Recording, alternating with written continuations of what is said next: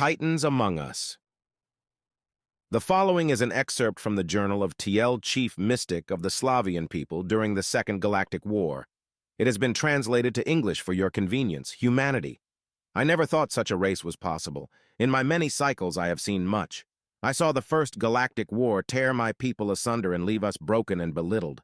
I saw us rise from those ashes to once more be a society of peace and spiritual growth. Then the Second War came. It came on the backs of the mighty Visceral's war machines. At the time, the only species to survive and grow upon a death world.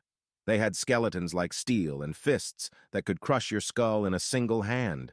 They were terrifying monsters that would spread across the worlds they came across like a plague. We knew they were coming to ours next. Our longtime allies, the Beesol, had fallen only weeks before. We had no allies left. The closest planet to us was a small species known as humans that had only just achieved interstellar travel, and we thought they would be of no aid. But in our desperation, we sent out the call anyway. We promised them much. We promised them the rights to mine our planet. We promised them the use of advanced spacefaring technologies if only they would save us from these beasts. We knew it was a fool's gambit, that we were asking in human terms to have the ant save us from the elephant. The Visceral came and we did all we could do, which is to say, we hid. We buried ourselves in our ancient caverns and we prayed to Rakish that something would save us. It was cowardly, but we were not fighters. We are not fighters. Humanity is not fighters. No, a fighter is someone who stands on even ground with an enemy and defeats them. Humans do not fight on even ground. I could see the battle from my small hole high above the rest of the cavern. To call it a battle is a falsehood. It was a slaughter. The Visceral never stood a chance. The sky blackened with ships and red fire rained from the sky upon the mighty beasts. Waves upon waves of them fell as though they were wheat to the farmer. I was struck with a terrible awe. When the rain of fire upon them ceased, those that remained of the Visceral attempted to continue the fight. Streaks of silver came crashing from the sky and landed before them.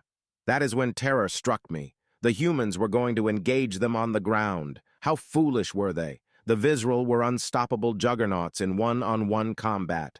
How wrong I was. I saw men and women come from these pods, holding what I would soon find out were mere black powder weaponry. The bullets they fired from these weapons, though, were more powerful and more devastating than any of the projectile weapons my people or any people that I know of had created. They tore through those monster shells like they were made of wet paper. Still, the Visceral advanced their lines, and I feared what would happen to the humans once they reached them. Surely they would tear this small sapient species to shreds. How wrong I was. As they began to engage in hand-to-hand with the beasts, I saw how quickly the humans moved, as if there were no heavy clothing or large weapons holding them. They dodged and weaved around the monsters' attacks as if they were moving in slow motion. I saw flashes of silver and blood. Then something came to my mind. How had they gotten past the mighty warships that surrounded the planet? The Visceral were not stupid. They had many battleships with which to take a planet. I dared a glance upward. What I saw I cannot adequately put to words, but I will try. The sky was full, thousands of Visceral warships dotting the air in plain view, none of them in one piece. Large pieces were falling to the planet around us, creating massive explosions in the distance. I began to panic.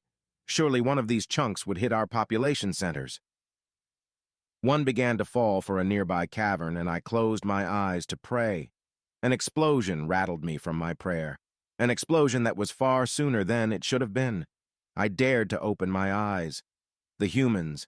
They had sent ships to destroy the falling debris. They were making sure that the huge pieces that could level cities were broken up into smaller pieces that our atmosphere would burn to cinders. I sunk back down into my cavern. I dared not watch the rest of the battle. I dared not, for my fear of the humans was growing by the minute. I had prayed to Rakish to send us aid. I had prayed to a god, and he had sent us titans.